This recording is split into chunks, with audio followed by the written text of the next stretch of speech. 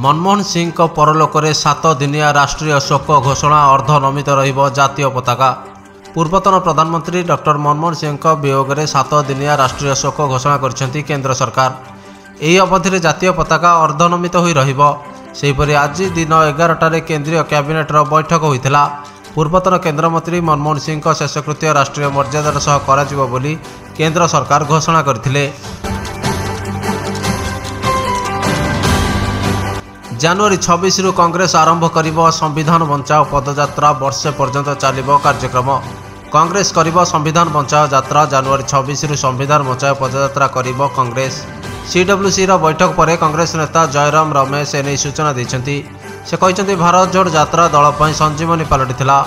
लोकों पाखरे पहुंची सेमानक समस्या संपर्क में अवगत कराइथिला दल, जहाँ कांग्रेस राजनीति एक गुरुत्वपूर्ण पदक्षेप थिला। पर भारत जोड़ न्याय यात्रा मध्य दल पर लाभदायक सब्यस्त होइथिला। एबे जनवरी 26 रु संविधान बचाओ पदयात्रा करिबो दल।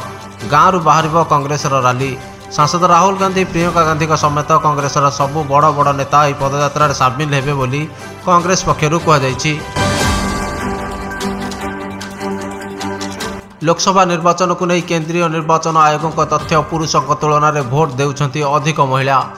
लोकसभा निर्वाचन में पुरुषों तुलन में अधिक भोट देइथिले महिला। केंद्रीय निर्वाचन आयोग एने एक विस्तृत तथ्य उपस्थापन करछंती। भोटिंग रे 65.78% महिला भोटर निजर मताधिकार सब्यस्त करथिबा बेले 65.55% पुरुष भोटर मत देइछंती। 2019 तुलन में 2024 रे 7.47% भोटर संख्या वृद्धि पाइछि।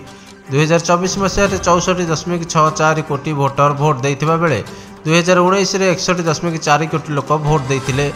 केंद्रीय निर्वाचन आयोग तथ्य अनुसार 2024 लोकसभा निर्वाचन में भोटर संख्या रही 97,96,51,847। 2019 तुलन में यह 7.47% अधिक थिला बोली कहुछि। आसाम ध्रुवी सर्वाधिक मतदान 92.3% रही बेले श्रीनगर में सर्वनिम्न 38.7% मतदान होइछि।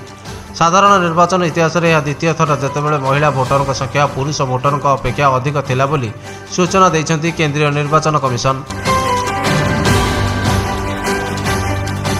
बढ़िला मुख्य शासन सचिव मनोज आहूजा कार्यकाल। बढ़िला मुख्य शासन सचिव मनोज आहूजा कार्यकाल वर्ष जाए कार्यकाल बढ़िथिबा नै सूचना। कार्यकाल अवधि वृद्धि को कैबिनेट कमिटीर अनुमोदन डिसेम्बर 31 रे सरुथिला मनोज आहूजा कार्यकाल। तेबे प्रधानमंत्री और मुख्यमंत्री गुडबुक रे रहिचंती मनोज। राज्य में बीजेपी सरकार निर्वाचन प्रतिश्रुति को सरकारी स्तर में कार्यकारी करिबारे मनोज को भूमिका बेस गुरुत्वपूर्ण रही। मुख्य सचिव उपर सरकार को भरोसा थिबारु पुनश्च कार्यकाल वृद्धि करा जायछि। आसंता वर्ष हेब कॉलेज छात्र संसद निर्वाचन। कटक एबीवीपी राज्य अधिवेशन में जोगदे यह घोषणा करछंती मुख्यमंत्री मोहन माझी। कहते पूर्व सरकार यह बंद कर रखिथिले, किंतु नुआ सरकार निर्वाचन करने नहीं विचार करुछंती। मुख्यमंत्री यह घोषणा पर 7 वर्ष हेब बंद रही छात्र संसद निर्वाचन हेबा आशा बढ़ी, जहां नहीं खुशी व्यक्त करछंती छात्र छात्री।